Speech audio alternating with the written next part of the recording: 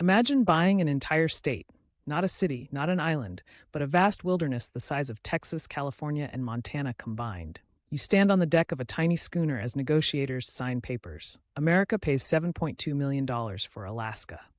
At the time, newspapers scoff. Politicians call it Seward's Folly, the stupidest deal in U.S. history. People joked about frozen tundra and useless ice fields, yet the purchase changed America forever. Over decades, Alaska revealed riches no one expected. Salmon runs thick as rivers of silver, forests that breathe, gold veins glittering, and oil that drove economies and power. Its strategic northern position reshaped military thinking and global influence. Native communities endured and adapted, adding deep cultural layers to the landscape. What looked like a waste became a wonder. This is the unbelievable story of how a $7.2 million gamble turned into national treasure, proof that vision can outlast ridicule. You see how a bold decision made in a small room reshaped a continent and altered America's future.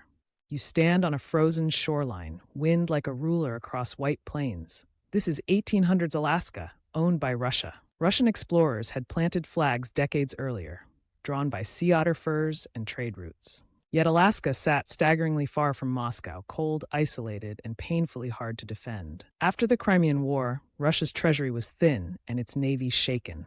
Officials worried that Britain, with Canada next door, could seize Alaska in a crisis, and Russia would lose everything for nothing. So a practical calculation took over. If we can't protect it, sell it. The buyer they turned to was the United States, a rising power with Pacific ambitions. Negotiations were brisk, surprising to many, and the transfer felt less like conquest and more like chess. Move, trade, secure. Today, the sale reads like brilliant pragmatism, a decision shaped by distance, economics, and fear of an aggressive neighbor. That cold, remote land changed hands not through war, but through a clear strategic choice. He believed America's future depended on expansion.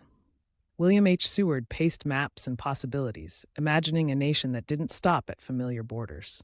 When Russia quietly offered to sell a frozen wilderness, Seward didn't see only ice. He saw ports, resources, a strategic edge.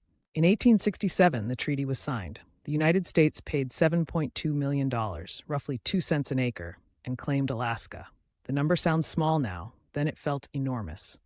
Instead of cheers, newspapers howled. Headlines sneered, Seward's Icebox, Polar Bear Garden, Seward's Folly. Cartoonists drew shivering senators and laughing polar bears. People pictured endless snow, empty horizons, and nothing of value. For years, that picture seemed accurate. Traders avoided the region, investors scoffed, and everyday Americans shrugged. Yet Seward's gamble planted a quiet seed. Beneath the ice and timber lay riches and strategic promise the skeptics hadn't imagined. History would judge differently, but in that moment, the purchase was mocked, misunderstood, and strangely hopeful. A bold purchase of possibility disguised as a block of ice.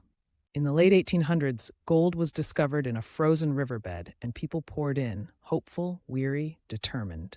The Klondike Gold Rush ignited overnight. Thousands trudged north, skis and sleds creaking, dreams heavier than packs. Suddenly, Alaska wasn't a frozen mistake on a map. It was a jackpot, alive with prospectors, tents, and the constant jangle of possibility. By the 1900s, the story broadened. Massive oil reserves were found beneath that rugged ground, turning Alaska into one of America's richest resource states. Pipelines, ports, and towns grew where silence had reigned. Then came World War II and the Cold War. Alaska's geography shifted from economic opportunity to strategic necessity. Look at a map. Alaska sits startlingly close to Russia, a stone's throw across cold waters. Airfields and bases rose, radar and convoys hummed. The place once dismissed as useless became a front line of defense. So the arc is clear. Gold sparked attention, oil built wealth, and geopolitics secured importance. Alaska transformed from overlooked territory into a powerful, indispensable asset. Imagine a rugged expanse at the top of the continent. Alaska, the largest U.S. state, wide as a dream and raw as granite. Once dismissed as ice and emptiness, it held secrets. Oil that fuels cities, gold that lured prospectors, and seafood that feeds nations. Mountains knife the sky, glaciers glow, and brown bears roam rivers running thick with salmon.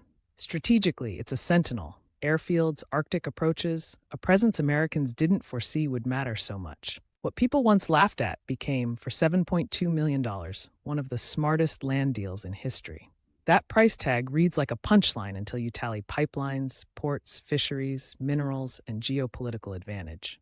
Sometimes the best decisions look like mistakes at first, a reckless purchase, an odd bet. Vision is seeing value where others see nothing. It's the quiet faith to buy a map and trust the geography. Alaska teaches a simple lesson. Patience and perspective turn mocked choices into legacies. Those who saw a wasteland instead saw opportunity, and time proved them right.